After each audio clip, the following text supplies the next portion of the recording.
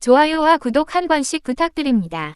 오늘 이야기는 진짜 흥미롭습니다. 대표팀 포수 한 자리, 그 마지막 퍼즐이 왜 20대 유망주가 아닌 최고참 최재훈이었는지 그 안에 숨겨진 흐름을 깊게 파고 들어가 보겠습니다. 자, 본격적으로 들어가 볼게요. 이번에 KBO 전력강화위원회가 발표한 내년 3월 WBC를 대비한 사이판 1차 캠프 명단. 총 29명이 국내 선수가 이름을 올렸습니다. 해외파는 제외된 순수 KBO 멤버 구성인데요. 오는 1월 9일부터 21일까지 대표팀은 사이판에서 본격적으로 몸을 만들 예정입니다. 투수 16명, 야수 13명. 이 중에서도 누구보다 눈에 띄는 건 포수 2명, 바로 LG위 박동원, 그리고 한화의 베테랑 최재훈입니다. 여기서 의문이 시작됩니다. 대표팀 주전 포수는 거의 박동원으로 굳어져 있죠. 공수 겸장에서 경험도 충분합니다. 그렇다면 남은 한 자리, 서브 포수 역할을 누가 맡을 것인가? 모두가 예상했습니다. 이건 젊은 포수들에게 가는 자리다. 미래의 국가대표를 키우는 과정, 자연스러운 세대교체의 타이밍, 상황적으로도 완벽했죠. 그 중에서도 가장 유력했던 이름이 NC 다이노스의 김영준이었습니다. 제2위 양의지라는 평가, 국가대표 경험도 꾸준했고 투수들과의 호흡도 인정받았죠. 정상 컨디션이었다면 누가 봐도 1순위였습니다. 하지만 문제는 몸 상태였습니다. 와일드카드 결정전에서 손바닥 뼈가 부러지는 부상, 이후 수술, 현재는 회복 중이지만 1월 대표팀 캠프 참가까지는 시간이 빠듯했습니다. 2월 스프링 캠프는 가능하지만 대표팀 사이판 캠프는 현실적으로 어렵다는 판단이 나왔습니다. 결국 김영준 카드가 빠져버린 거죠. 이쯤에서 많은 팬들이 예상한 대체 후보가 또 있었습니다. SSG 위 조형우, 어깨 강하고 도로 저지되는 수비형 포수, 최근 대표팀 평가전에도 뽑히면서 차세대 대표팀 포수라는 라벨을 달아가던 선수입니다.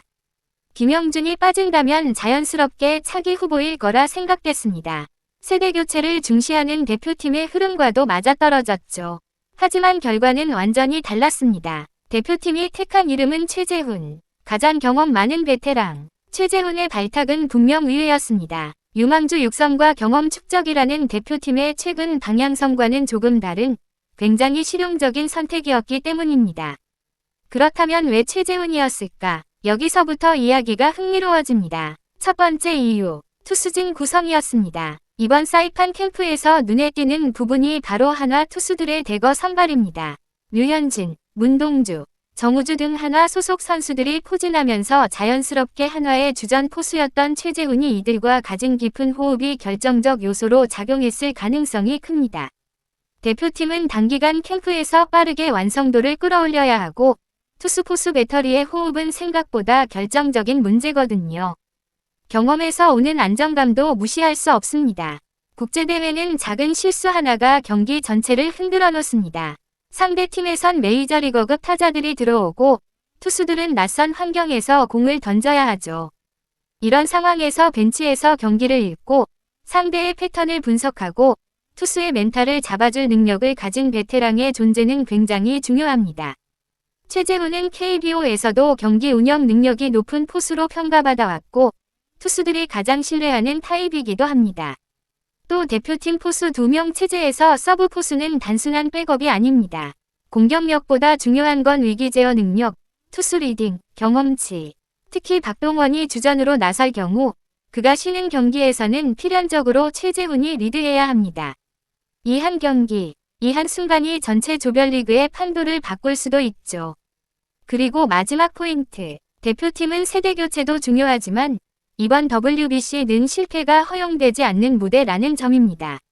이전 국제대회에서 아쉬운 결과가 있었던 만큼 이번에는 확실한 안정감을 우선순위로 잡았다는 뜻으로도 해석됩니다. 젊은 포수들에게는 시간이 많습니다. 하지만 지금 당장의 국제대회에서 실수를 최소화하고 투수진을 안정적으로 이끌 인물은 누구인가? 그 질문에 대한 답이 바로 최재훈이었다는 겁니다.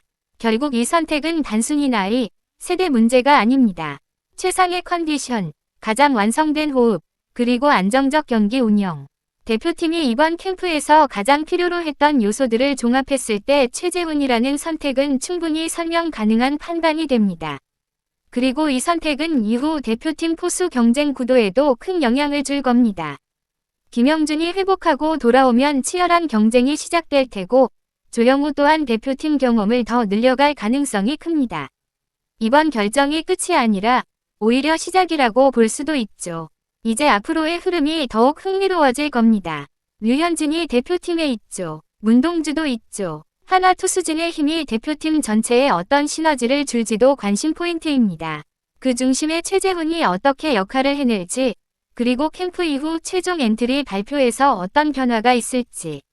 이건 정말 흥미로운 스토리입니다. 오늘 영상은 여기까지입니다. 여러분은 이번 대표팀의 선택 어떻게 보시나요?